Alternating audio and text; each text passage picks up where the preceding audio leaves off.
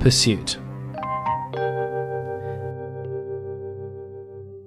Despite their rejection of his good and perfect ways, God promised hope for his image bearers. His promise was that one day creation would be renewed and restored through the woman's offspring. Although mankind were daily reminded of the brokenness that deception drags behind it, they joined together with creation in longing for the day of restoration to come. As the generations came and went, God's special treasures reflected him less and less. They did multiply and fill the earth, but they filled it with pain and fear, with lies and shame, and with brokenness and guilt. Yet God relentlessly pursued a relationship with his image bearers, though very few reciprocated his affections. However, he was faithful to let at least one person in every generation turn their hearts back to him as their loving king.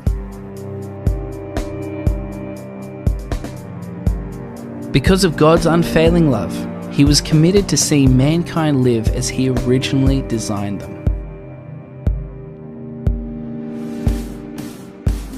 So he chose to form a people who would tangibly show the world what it looks like to live with God on the throne of their lives. They were to be his people, and he would be their shepherd king. He set them boundaries and formed a new identity for them as his nation, to bless all nations. Their mission was to be reflectors of God's justice, mercy, and compassion. In this way, all God's creation once again see his glory reflected through his image bearers as he originally intended it to be. He made his home among his chosen people, sending his Spirit to dwell in the midst of them.